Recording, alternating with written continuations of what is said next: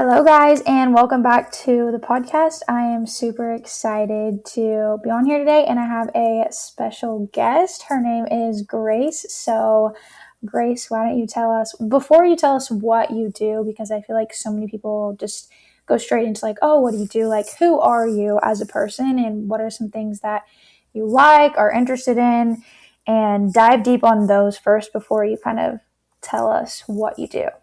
Perfect. I can do that. So, yeah, everyone, my name is Grace. I would describe myself, I love animals. I love being outside. I grew up on a farm. And so I think that has a lot to do with the person I am today, the things that I'm interested in, being outside, being in nature, being around animals. I am mushy to the core. I definitely have a big heart and am really invested in service, and I love people. I love working with people. I always have, like, since I was really young. So people are also a big part of my life and how I orient, how I see myself.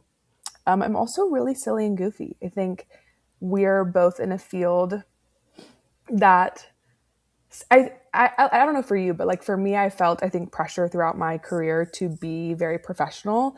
And Yes. I felt like there was a point where I kind of lost my silly goofy side and felt like that couldn't be a big part of who I was professionally. And slowly but surely, I've allowed that to come back out and be silly goofy because that is a huge part of who I am. Some people would Mm-hmm. say I'm dramatic and out there and can be a little cuckoo, but I think it's just like my silly goofy side. I have like this youthful, playful, childlike energy that we all have within us. Just some of Yes. us kind of get lost along the way. So yeah, that's a Yeah. little bit of how I describe myself.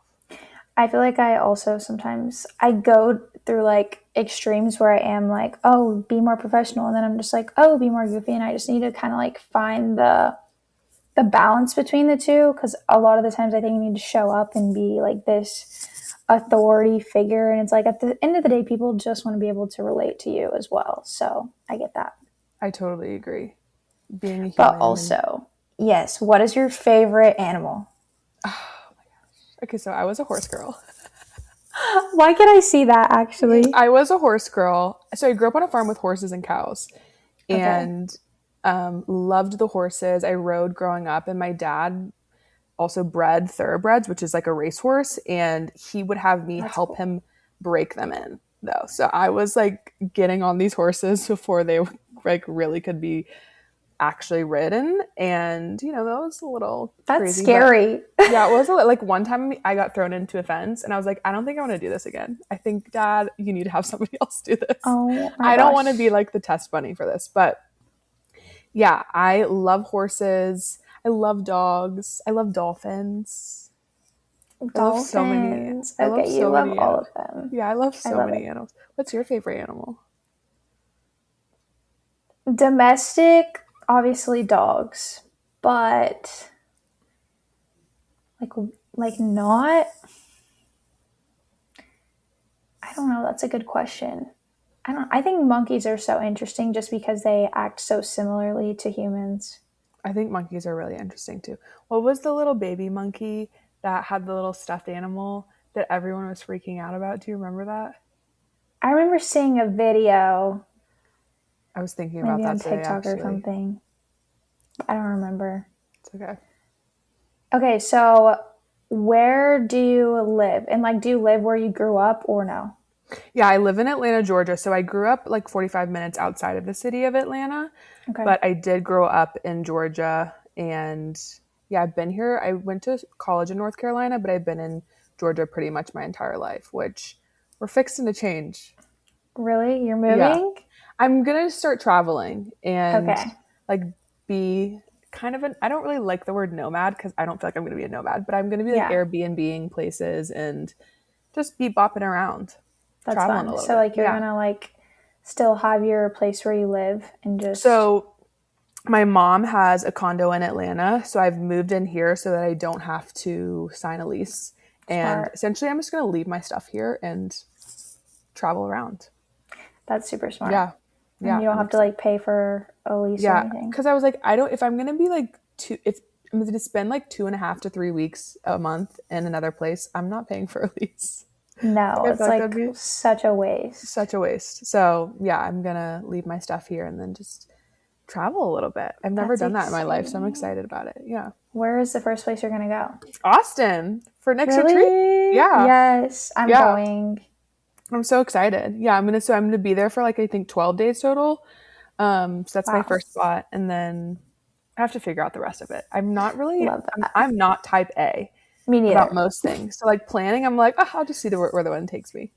Yeah, you just start talking to other people and Yeah, and oh, then I'm that like, sounds oh, fun. I'm gonna go there. I mean, I know there's certain places I want to go, but I haven't like set in stone Yeah, exactly when. I'm just like, oh, I'm just gonna see where the wind takes me, and we'll go from there. that's cool. That's fun. So Yeah. the first place is Austin. hmm When do you leave for that? I'm coming in Wednesday, so I guess the 10th, so the day before the retreat starts, and then I'll be there for like the whole next week, and then a little bit into the next weekend. Okay, fun. Yeah, Yeah, I'm I'm excited. going the 10th too, but I'm leaving that Sunday, so I'm not going to be there very long. Sad. I could extend the trip. You could.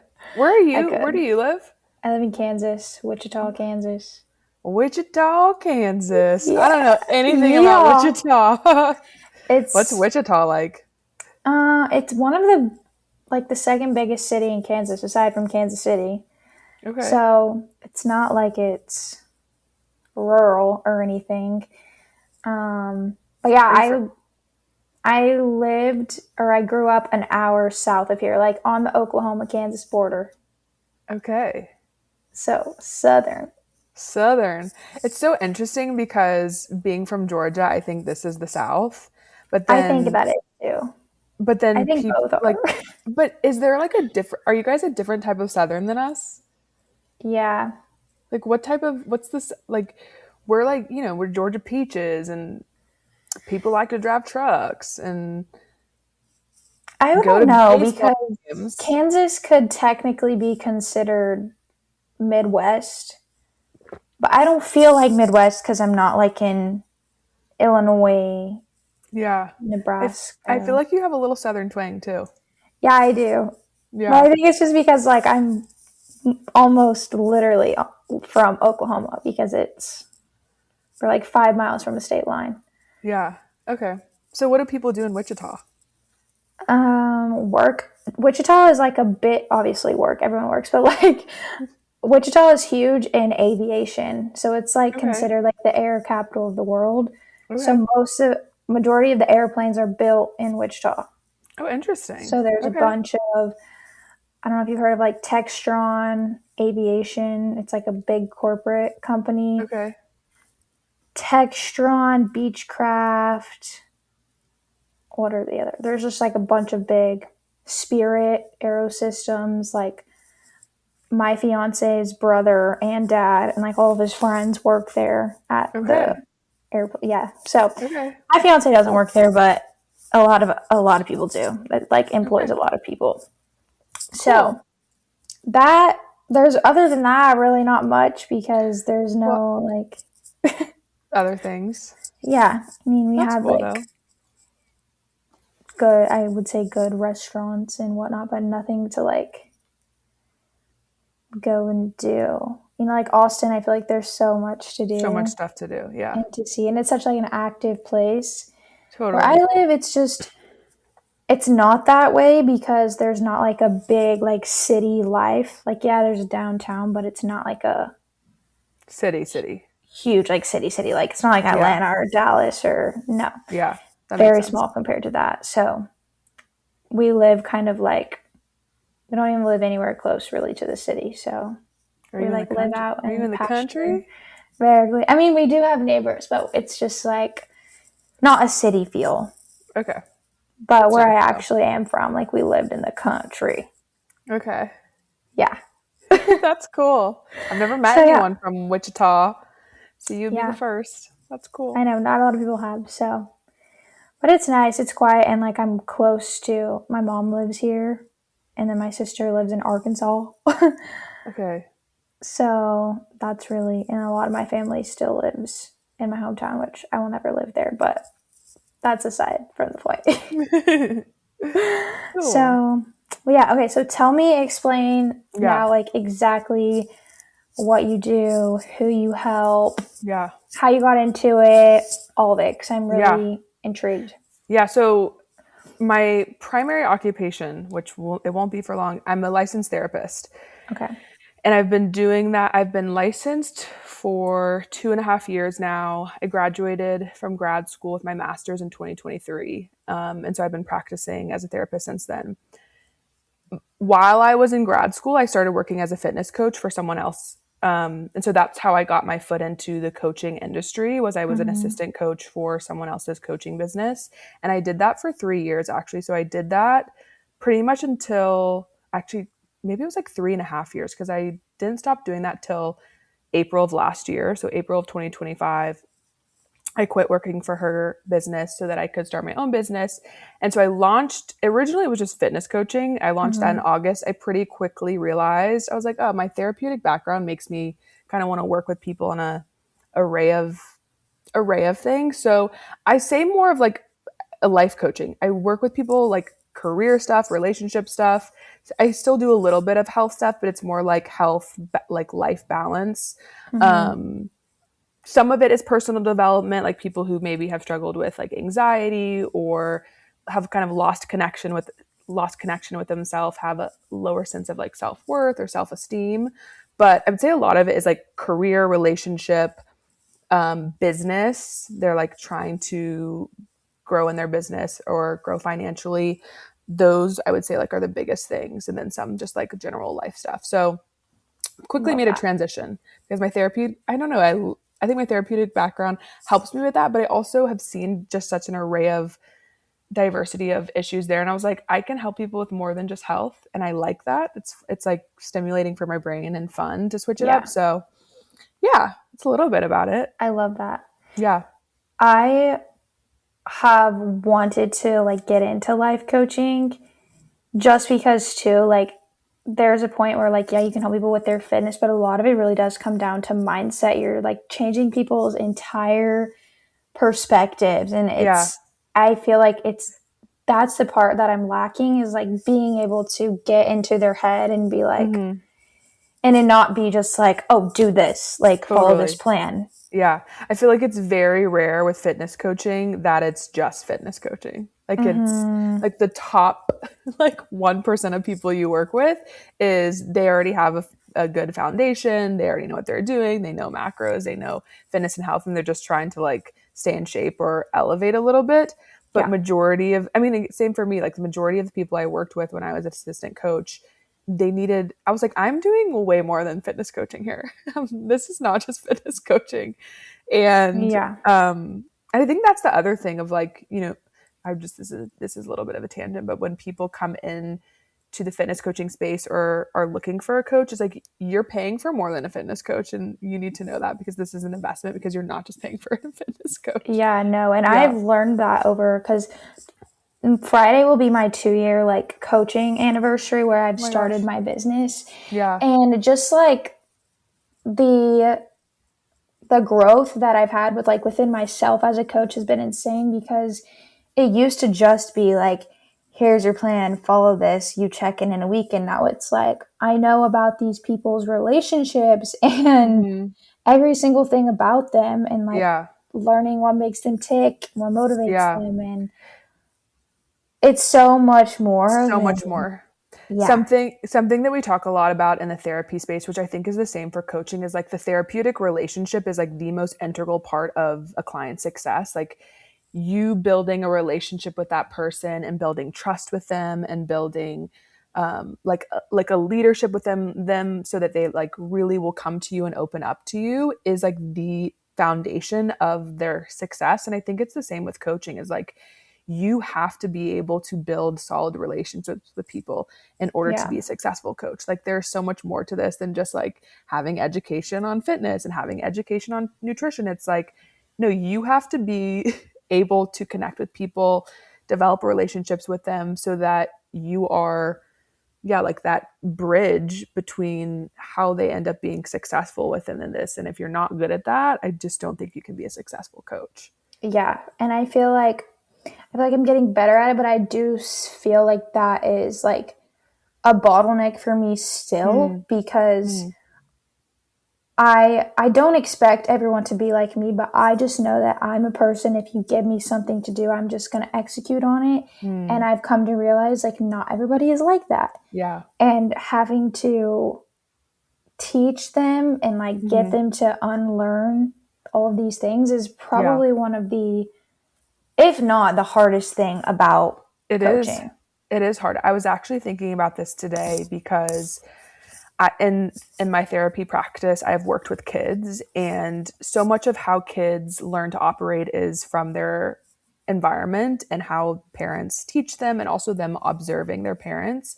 And I think when we get clients who either, nutrition, health wasn't a big part of their family's lifestyle, they didn't observe their parents doing that, it was not really conversations that they were had, there's a reparenting that happens. There is like like an orientation that happens as an adult of like, you weren't given these tools as a kid, or these weren't common conversations that you had as a kid, or these traits or characteristics weren't instilled as you in you as a kid because of your environment, parents, whatever reason. But we can now we can instill them now, right? We Yeah. can kind of reorient, but it is like you are essentially like reparenting people and teaching people how to take care of themselves, which to me, I'm like, this is them parenting themselves, because Yes. that was not something they learned or observed, or for whatever reason, they don't have those traits. So it's like, yeah, there's so much more that goes into being a coach, especially when you get clients. And again, I think for some of them, it's like, it's not their fault that their parents unfortunately didn't Right. instill those things in them, but it is a lot of time and effort and work that then goes into reorienting that person so that they, learn how to show up for themselves differently, essentially. Yeah. 100%. And I get, you probably do too, but just like a wide variety of clients, such a Mm-hmm. wide variety. Yeah. And each person is so incredibly different. Like, and just being able to understand like how to coach them, like, okay, do they need a little bit more of a kick in the ass, or Mm-hmm. do they need like more soft and like Mm-hmm. tender? And just having to like adjust my style to each person is what I have found is difficult, Yeah. because for one person I can be like, literally get your ass up and go do it right now, or you don't get to go do XYZ. And the other person's like, okay, how can we pivot, like being more nice? And it's just, I think I need something that is, and I don't know if you do this, but kind of like a motivational interviewing type of thing, to learn like Mm-hmm. what things make them tick, what Mm-hmm. things make them shut down. Yeah. I feel like that would really help me in building Yeah. that relationship and being able to coach them better. Yeah, I ask people when they come in, and actually have an onboarding survey that kind of covers this for people of like, one, whether they've worked with people in the past or just like them knowing, because again, they do, when they're coming in, they know themselves the best. And it's like, Right. if you're honest with yourself in the past, when you've fallen off, what works and what doesn't work for you, and where do you generally get stuck, and how are you then motivated in those moments, and do you need, I ask, like, do people need more fire or water? Mm, Water is like the more softer, the more compassionate, and fire is like, get your ass up and let's go. yeah. And most, I think, I mean, my clients are like, yeah, I need water, or I'll cry, or they're like, no, Mm-hmm. I need fire. Like, you can yell at me, you can tell me I need to get up and get moving. Yeah. And so I usually ask people that in the beginning, and that has worked relatively well for me. I also think that, there's times, I call it like people's like rebellious teenager that comes out, like when people have like this little inner tantrum or teenager Mm-hmm. that's just like, I don't want to do any of this. And I'm like, okay, this is like you're throwing a fit right now, and I can see that clearly. I'm gonna walk you through this, but then you're gonna get up and do the thing. So there's also like little Yeah. moments like that with people, and they're, I think when you work with people and you call it out more, they become more aware of that, to where it's like easier to be kind of the tougher person in that moment of like, you're throwing Mm-hmm. it, this is just a tantrum, and like, I'm gonna let you throw it, but then I'm gonna tell you to get up and go do whatever you need to do. Yeah. I like that for sure. Because I think a lot of the time, like when somebody is like coming to me and they're like crashing out, essentially, I'm just like trying to kind of tiptoe around them, because Mm-hmm. I'm like, I don't even know how to navigate this. And Yeah.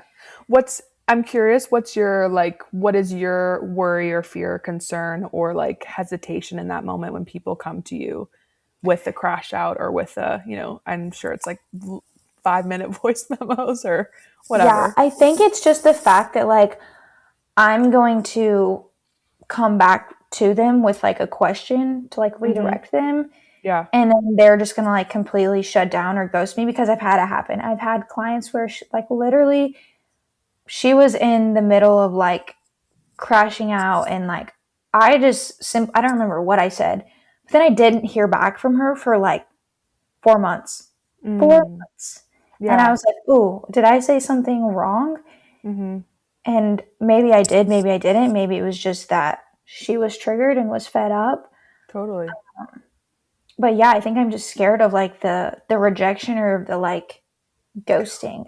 What happens for you and what happens for you like if a client doesn't respond or like is there, oh, I messed up or oh, I did something wrong or like is there a There's more of like, "Oh, did I do something wrong?" and "Oh, like I could feel this coming" type mm, of thing, just based that off of their actions. that makes sense. I think that, that's a hard place to be in. I think as coaches, something that I think about a lot is we're in an industry that's obviously a service industry. Mm-hmm. And working with people, I think there can sometimes be this over responsibility that we take on for our clients. I don't know if you, um, Yes, I definitely yeah, feel that way. yeah. It has, and I'm still wouldn't say I've fully worked through this pattern, but there's something that I have to repeatedly remind myself is that I am not 100% responsible for my clients. I am not their babysitter. I am not mirroring them 24/7. I am not with them even in Yeah, person. And also that they are adults. yeah, I am here to guide them. I am here to facilitate them. I am here to support them. But it's almost like, thinking about I'm not God. I don't have let me take myself off a high horse for a second and like right. really think about how much I'm actually responsible for my client and their overall well-being. Like, yes, obviously I want to positively impact them. Yes, I want to serve them. Yes, I want to be the best coach possible, but it's almost like you do have to take yourself off of a high horse. This is what helps me of like, wait, I'm not 100% responsible for them. Like Yeah. at the end of the day, they are an adult, they are a human being, and I can do my best to build a relationship with them where they feel comfortable coming to me and we can work through tough moments like that. And they're still going to be triggered. There's still going to be stuff that happens that they might put onto me or where they might fall off track. And for lack of their own awareness, they might blame you for that or ghost Mm-hmm. you or, point the finger at you. And I think in those moments, it's really understanding, okay, am I like, there's actually nothing wrong with you triggering somebody else, Yeah, and right? sometimes I'm like, wow, I probably triggered the F out of them just now. Whoops. And I'm like, but also like Kelly has triggered this shiz out of me, so has Mm-hmm. Nick, but Mm-hmm. I don't just not respond or like give Right. up Right. because but I'm also a person that can handle that. Like I can Mm-hmm. handle criticism. I can Yeah. handle somebody Right. yelling at me like just because I've had that growing up. Like Mm-hmm. it was never just like, "Oh, like you're okay, sweetie." Like no, it Mm-hmm. was like, "No, get up and do better." Yeah. Yeah. And And so I I think don't know if that's like a something that is learned through experience.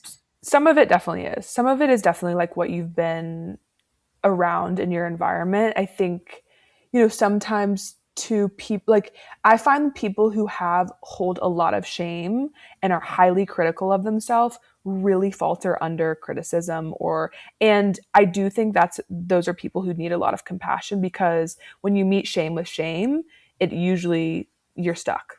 Like Mm. that person is not moving. And so I've been thinking about I had a client who um there was a lot of things that she was not executing on. And, I remember she came to me in one call and she was just like, I just wanted to tell you how appreciative I am that you haven't given up on me and that you continue Mm. to encourage me. And she was like really emotional. Yeah. And she was like, I have so much shame and criticism towards the things that I don't get done, toward the ways in which I struggle. But it's because I met her in those moments with a lot of love, because I knew coming in she was highly critical of herself. And the Yeah. people who are like beating themselves up, sitting in a puddle of shame, like if you meet that with more shame, you push them deeper into the hole. And Yeah. so I do think there's an art to coaching that is, like you said, like people are different, and like knowing your clients and knowing what to meet them.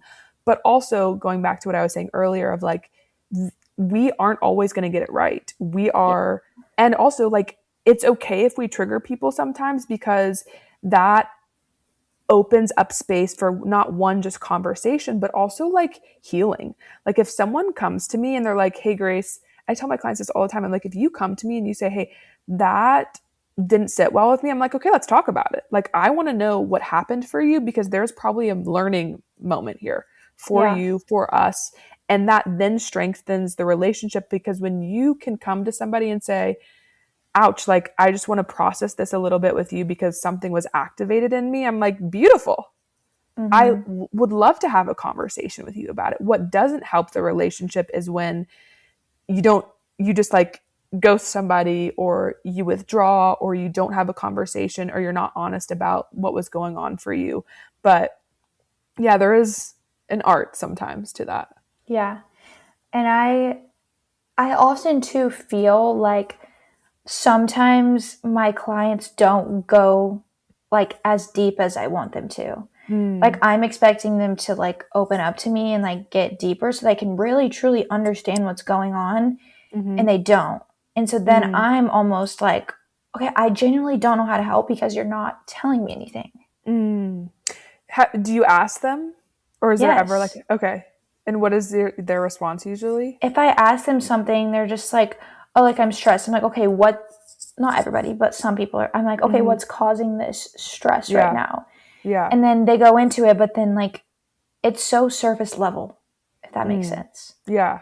Sometimes, um, one, I think there are people who are more protective of themselves than others, and like they Yeah. definitely have more guard up, more walls and blocks. And Mm-hmm. I try to understand, at least in my work, it's like, what, how does that serve them? What are you afraid of if we get deeper? What are you protecting? Or also, like, is it, are you having conversations with other people in your life where you get deeper than this? Because there's a lot of people who will say no. Yeah. And so that's just also not a normal part of their experience to get I deeper. really think that is a lot Yeah. of it. It's like their whole like being in life is pretty surface level when it comes Hmm. to everything. Their Hmm. conversations they're having, their relationships, their all of it. Yeah. And Hadley, I would say too, I think some people aren't even aware that it's deeper. Mm. Yeah. They can pinpoint like, oh, work was stressful today, or my relationship is stressful, but I don't think they can really fully, and I part of, I think our work as coaches is having people build awareness around patterns. But Yeah. specifically with stuff like that, I think some people aren't even aware of what the deeper root is. No, Like, I how are totally you agree. really operating? And some people sadly spend their life blind to that. So they Yeah. spend their life kind of operating in one way and not really seeing beneath the surface, and then not being able to like get support for it. And Mm-hmm. again, as coaches, it's like you can only hold up a mirror so much for people. And if they're not willing to look at it, there's really not. I mean, at that point, it's like, I can't hold your face to this mirror and like Yeah. force It's you to look at like, it. but then I feel like it kind of comes back on me of like, okay, I'm not attracting Mm, clientele that mm, is like that. And so then I'm like, okay, is it how I speak? Is it what I'm mm. saying or how I'm showing up very surface level? And I do think that could be part of it. I don't think you show up as surface level. Okay, that's good. Yeah. I think I'm curious, like, would you say you are a like more guarded person? Yeah, I'm catching that. I would say so. Yeah. Yeah. So that might be it, that you are attracting people who are more guarded around vulnerabilities or more protective of themselves. And again, there's nothing wrong with that. Like people Mm-hmm. have ways of functioning, ways of being, ways of surviving relationships, family experiences, whatever it is they go through. And there's a reason people have walls up. Like people don't just build walls for no reason, you Right. know? Um, but that could be a part of it, is like you are attracting people who are equally as guarded. And it's like, I think it's one, understanding what is it that makes me feel safe and trusting with people? Like what is it that allows me to bring my walls down? Because that, people are so different, but also in that way they're similar. Yeah. Like of thinking of like what helps me feel less guarded, feel more trusting of other people. Yeah. That's a good question. I would have to sit with it, but I think it is just like genuinely somebody just asking like how am I doing like really? Mm-hmm. Mm-hmm. And Yeah. not just like, oh, I assume she's doing Yeah. okay. Yeah. And then when people ask you, because in some ways I'm similar, but when people ask you like how are you doing, are you honest at first? No. Okay, me neither. I'm like, I'm fine. And it's like, I really could not be. Yeah, but then it's like, how are you really? And then like I start crying. Yeah. Yeah. But this is with someone who you have some trust with, I assume. Yes. Yeah. Because if with someone you don't fully have trust with, then it doesn't Mm-hmm. get past, you're like, yeah, I'm fine. Right. Yeah. But maybe knowing that and like thinking about like what is it within my past relationships that really allowed me to get to the point where I answer the second one honestly. And Mm-hmm. other thing about this, I think, is when people have protection up, it's like we're not, I get curious about it. I Yeah. don't like judge it. I'm just more so like, hey, like I've been noticing this, and I want you to know that like I will continue to up on you as you need me to, and I'm not going to rush you like taking down your boundaries or taking down your walls, but I am curious about it. I am curious around like your hesitancy there, or if there's anything that, I as your coach should know about you, or what it's like for you to be vulnerable, or fears you have around being vulnerable. And I think when you're curious with the reasons why people are protective of themselves, it makes them more trusting of you, because you're not like, take it down. Let me see your Yeah. vulnerability. You're like, okay, that makes sense. I get why. Um, it's almost like I have, this is related, but in therapy, I've worked with teenagers, and I've worked with teenagers who it was not their idea to come into therapy. It's like their parents' Mm-hmm. idea. And the last thing as a therapist that you do with a teenager who's it's not their idea is to be like, okay, now tell me everything about you. Cause they're going to be like, shut the heck up. I don't want to talk to you, Yeah. because it wasn't their idea and they're not trusting of you at first. And so Mm-hmm. I come into it kind of be like, yeah, I know you don't want to be here right now. Like I get it. I wouldn't want to be here either if my parents forced me to. You're playing their side, because honestly it makes sense why people have protection up. And same with teenagers. I'm like, yeah, if my parents forced me to go somewhere to talk to some lady who I had no idea who she was, Right. I'd be like, yeah, I don't want to talk to her, you know Yeah. um Same. and so it's like the same with clients, of like kind of understanding their protection, understanding their walls, and then slowly but surely I feel like people start to develop more trust. But also reminding yourself too, again, like we're not God. We can't force Yeah. people to, not everyone is going to let them down. Right. Yeah, that makes sense. I think that you were going back to like letting your walls down and whatnot. I think that with everybody, like anybody I'm close to, they ask me once and I'm like, I'm fine. But then they ask me again. And that, like my mom, my fiance, anybody, Mm-hmm. there's not like one person that I feel safe with just like ripping it off right off the bat. What do you think keeps you from, like with the first one, what do you think keeps you from like I wanting just to? feel like I don't want to be seen like weak or vulnerable. Mm-hmm. That makes sense. What are Like you afraid ever. of? What are you afraid of if someone saw you as weak or vulnerable? I think I'm afraid that they would just downplay the emotion that I'm feeling, which they never Mm. do. Mm. Did that ever happen in your life? Mm, I would say maybe a little bit. Not with my mom. My mom always was like, "No, tell me." Like she has a degree in Mm-hmm. psychology, so she's very much like aware and Yeah. understanding. But Yeah. like maybe with my dad, Mm-hmm. yeah, just because Yeah. he is more like masculine father Yeah. figure. I don't really Yeah. know how to talk to you in a way that's not, Like stern and kind of yeah. hardcore. So Yeah. I would say like that, but other than that, no.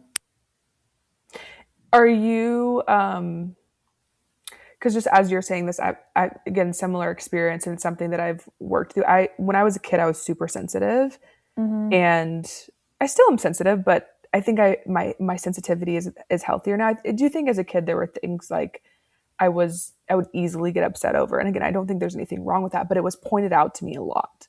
Like, Mm-hmm. you are really sensitive. And my siblings would say stuff to me about it, like, you're so sensitive, you're dramatic, blah, blah, blah. And so I think that's something that for me has translated over. And I've had to be, I do think comes up for me around, I don't want to come across as super emotional or too sensitive or like I can't take care of myself or Yeah. um, like I don't have things sorted. But I also, do take on a caretaker role. Yeah. And because of that, I care for other people and it's harder for me to let people care for me. Um, Yeah. and again, I think part of that is like, I, it's, I, again, working through this, but like a lot of my worth and value and how I saw myself came from what I could do for other people. So like, if Mm. I can help you, if I can fix you, if I can be there for you, if I can support you, then I like myself more. And that's really how I saw a lot of my worth and value. Again, we're working through that. We're Yeah. working through that I'm one. sure But that's a work in progress. yeah, but for me, like when people ask me that question, that's also a big part of it for me because I'm like, well, I don't need you to care for me. But I Mm. do. I actually do need people to care for me. I do need people to be able to be there for me. But it's been like a learning curve of like, how can I actually be honest with people and not view that like there's a lot of like even now as I'm talking about it, like I can feel the tightness in my chest of like, ugh, like it's Yeah. hard.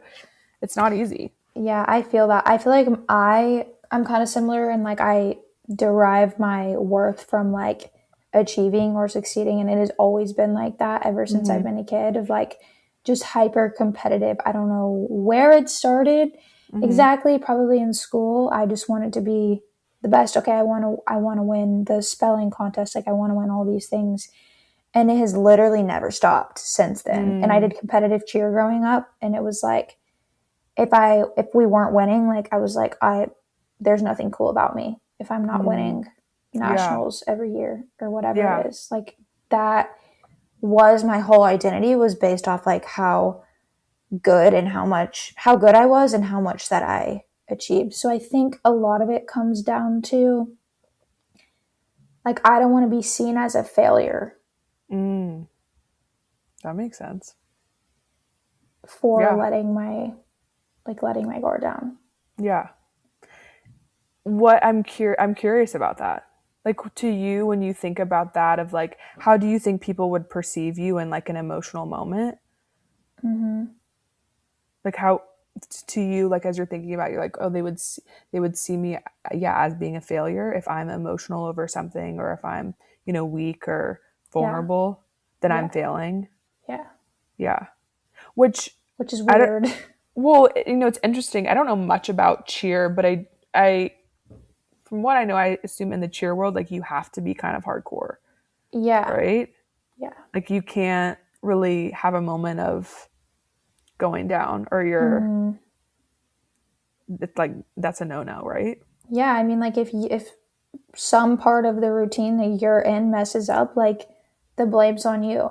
And I Yeah, would be the first person to be mad at the person yeah, that stunt fell or that they're tumbling. Like I'd be the first one like on their ass, really, because like I yeah. was that type of person that was just like I wanted to win so bad that at any cost you would flat out piss me off if Mhm, you messed up. mhm. Because like, what do you mean at the biggest competition ever you're gonna Yeah, make some dumb mistake? yeah. Can I ask what like now in your life when you think about this or like the vulnerability piece, is there anything that you think you like miss out on or yeah, is there anything that you think you miss out on or lose as a result of like the protection there or the walls that come up there or this idea that you're a failure if you're emotional? I mean, now that you say that, like, ask that, no. Okay. It's So like, there is some part of you that is like, why would I shift this if I feel like this is better for me or of right. benefit to me, right? Yeah. The thing that usually comes up here when I'm working with people is, um, I think you're then alone in a lot of, like, you can be alone in a lot of, and this might be different for you. It sounds like you have like supportive family, but sometimes people can tend to be really alone and isolated in their experiences because they're actually not really letting people in to the depth of it. Yeah. And that piece, it's almost like, well, I'm supposed to be dealing with these on my own, but it's isolating sometimes and it doesn't always feel good. And it I can feel, definitely feel isolated. okay. Even though I do have people that care about me, Yeah. I don't like, again, I don't like letting them in because I don't want them to think that I am failing Yeah. Yeah. or that So I'm it's like, going backwards. yeah. So it's like, so the other part of this though is, Hadley, is people don't love you because you're successful or because you can achieve. People love you because you're you, right? Hmm. Yeah, and I can't grasp that. I can only grasp that people like are attracted to me in not like a physical way, but like attracted to me because of the things that I've achieved. And I think it's Mhm. because I would get praise and praised for Mhm. my achievements all of the time. Mhm. Mhm. Yeah, no, that makes sense. So then again, kids are so innocent. And when I think about stuff like this, I'm like, of course, as a kid, we would think that. Of course, as a kid, we start to develop this belief about ourselves that who I am is what I do. And I have to be successful at the things I do because that is what makes me who I am, right? And our brain, we're so innocent. Like, we have no real concept of like that we are so much more than that, especially when that's what people talk to you about. Like, again, for me, Mm-hmm. I was the emotionally intelligent kid, I was the sensitive kid. And so a big part of my identity was that. Yeah. And then it made me be like, oh, I must be dumb because I'm just emotionally intelligent. Like, I must be stupid. So I have to be really good at helping people. I have to be really good at serving people. I have to be really good at fixing people because apparently I'm not good at anything else. And this is Mm-hmm. where my value is. This is where my worth is. So similar to you in some ways, but kind of like less achieving and more of like how I can be there for people. And Right. I was praised for that. I was like, you're the nice kid. You're the kid who like is mean to the bullies. Like, you're the kid who sits with the kid who has no one to sit with at lunch. And so, Mm-hmm. so much of how I saw myself was in that. And it wasn't until like the past 2 years, honestly, that I started to realize that I had someone I who like supervises me. She like looked at me and she's like, Grace, you are lovable without being having to fix people. Like, Mm-hmm. you are worthy of love. You are lovable without having to fix people. And so then it's like, for you, it's like you are lovable without achieving, Yeah. without being successful. Like, that is just a small piece of you, but it's not like, that's not who you are like entirely at your core, you know? Yeah. Yeah. And I feel like it feels hard because, I mean, that's what you've been used to your whole Mm-hmm. life. And so it's like, okay, well, then what is it that people love me for? If it's not me Mm-hmm. achieving, then Mm-hmm. what is it? And then it's hard for you to see that there are other things about you that people love and care about than just that. Yes, for sure. Is that hard? I feel like it's hard. Yeah, that's hard. I mean, as I'm saying it now, I'm like, that kind of, that's sad to me, Yeah, it is sad. and not in a bad way. I'm like, that it's again just like, you know, this is one of those things of like, this is part of the like work I do with people, but like, so you know, and like, as we're having this conversation, like such a Mm-hmm. human conversation, it's like, I can feel an emotional experience for you without pitying you, without being like, oh, like, boohoo Hadley. It's more so just like, yeah, that, of course that would be sad Yeah, that this human being in front of me who, you know, this is the first time we're having an in-depth conversation. I don't know you that well, but like, I can right. care for you and still be like, oh, I hope you get to the point one day where you recognize that who you are as a human being is so much more beyond than just what you do and how you succeed in your achievements, right? Yeah. And it's like, I feel the emotional experience of that because I know in a similar way what it's like to, right, Mm-hmm. to think that all of who I am is just my ability to fix people, and Yeah. that's what I came here to do, and that's all I'm good for, and people only love me and care about me when I'm useful to them, you know? Yeah. No, for sure. I see from your perspective too, like how you would feel in the same kind of scenario. Yeah. Yeah. Well, I didn't mean for you to like kind of just talk to me for free on the call, but No, these are the conversations I love. I think that, this is, again, like I'm a naturally curious person, yeah. and it's so interesting to me to be able to connect with people. And also I appreciate you just like, sharing all that stuff with me too. Yeah. Um, but yeah, I think there's so many people who would relate to both what you said and to what I said. Like there's so many people who, hear what you said and are like, oh my God, yeah, that's me. Um, and I speak about this a little bit on my Instagram too, of just like, when we place who we are, our worth and our value and our success and our achievements, we usually end up on this like never ending hamster wheel of feeling like it, That's what I like, feel like I'm on. mm-hmm, mm-hmm. And the good news is you can get off of it. Yeah. Yeah, but it's like just being able to do the work, and I think you're in such a good container for this, but being able to see yourself, um, for who you are inherently at your core, that Yeah. who Hadley is so much more than just what she does and Hmm. how successful she is in that. I think too, it's because we're like in it every day. Like, for example, like you said, your worth is in like helping others. It's because you're Mm-hmm. doing it every Mm-hmm. day. Mm-hmm. And like it's majority of what you do. And like same with me of just like achieving, like getting client results, getting more clients, growing my business, like showing up and doing all these things every day, like marking off my checklist, like, oh, I had a great day. I achieved everything on my list. And I just think that that in itself doesn't really help, if that makes sense. Mm-hmm. As you're saying all this right now, I'm just like, this is probably what your people want to hear. I hope. Yeah, your client. Like, I don't know if I've heard you specifically speak on this, like on your Instagram or socials, but I think that No. is a way for you to like go deeper of like, that makes so much sense. And I think that opens a door for people to be like, oh my gosh, again, at the end of the day, we're all human. Yeah. Regardless of the success we have, regardless of the things that we accomplish, we are all human. And there is like commonality in the human experience of what those moments are like and how it gets kind of tough. And again, I feel the same way as you. Like, it is hard for me sometimes to like get on social media and be like, is this really helpful for me to share? Or I don't Yeah. know if I feel comfortable even sharing this. But I think, even having conversations like this, I'm reminded of like, oh yeah, it is helpful. Because even Yeah. as you're sharing it with me now, I'm like, I didn't know that about you. Mm-hmm. And to me, I'm like, that is makes you human and is an ability to then be able to connect with you on a deeper level.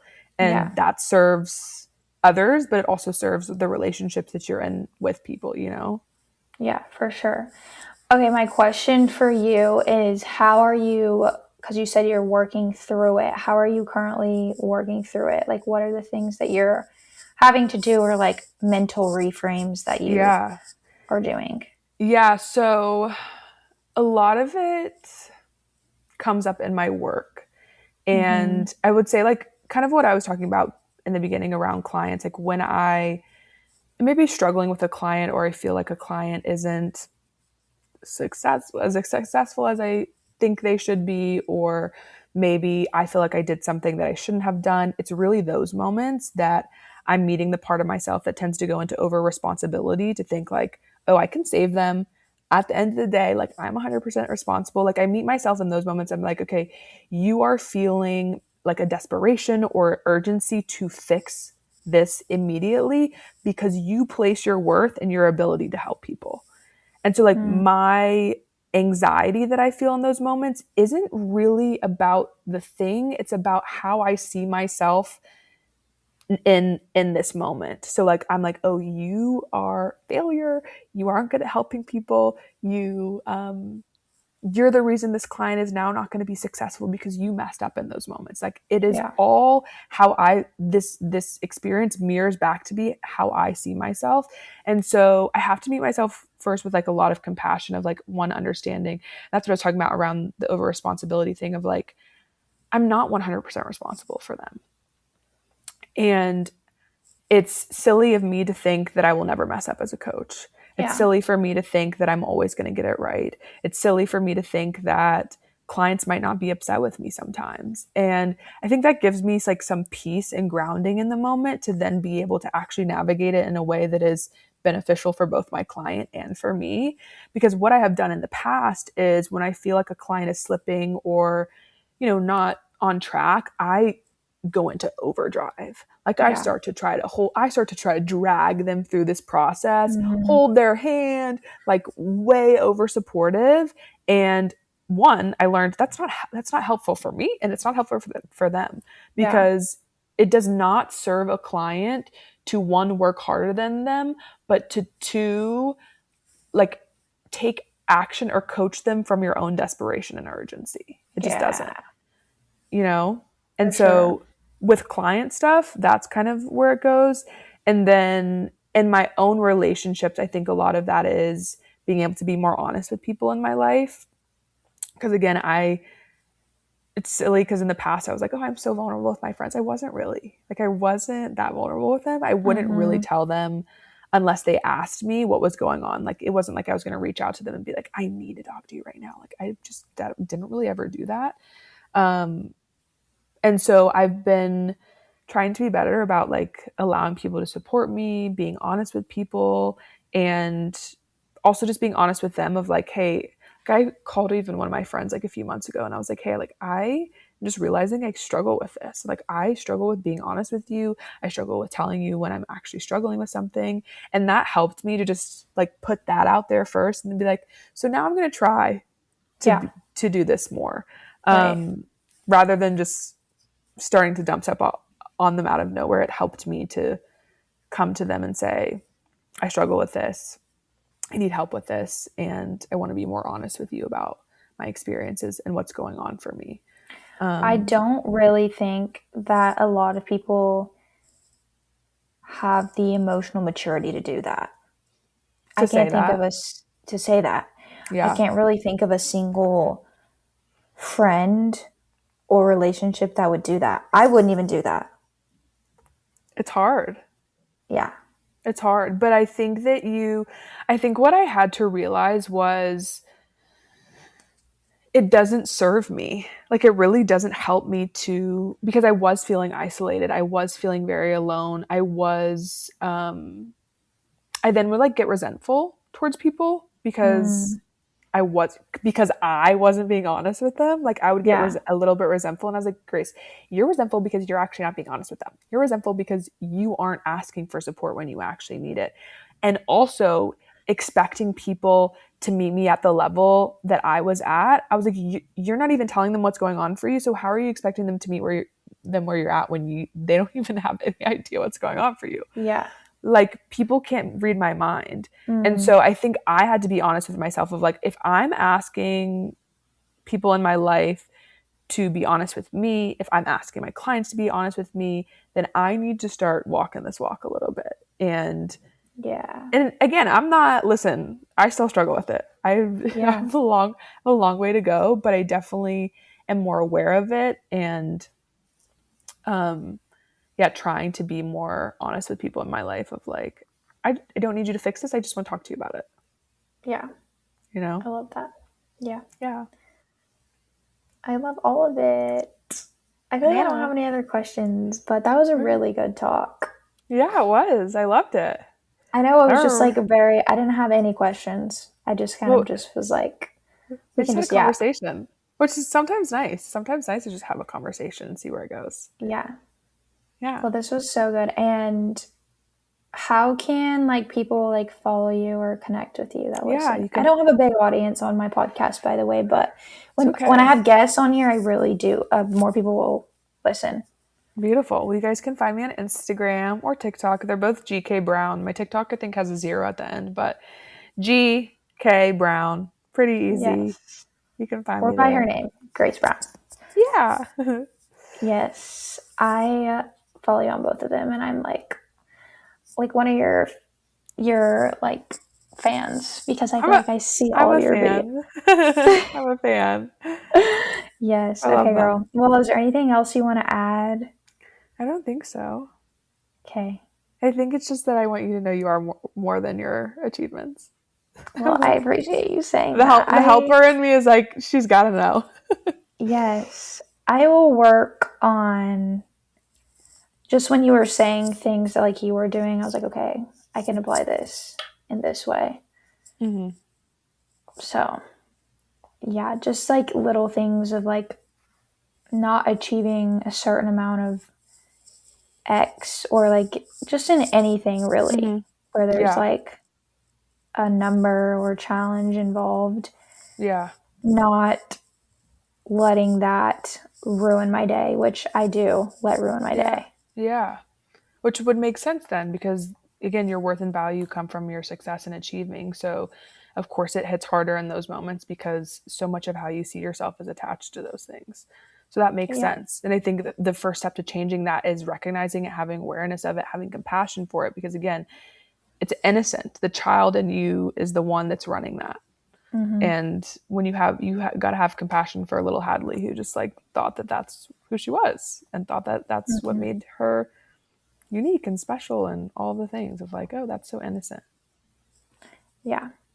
I love that. I appreciate Yeah, I'm it. excited to see you in Austin. I know, me too. Let me stop it.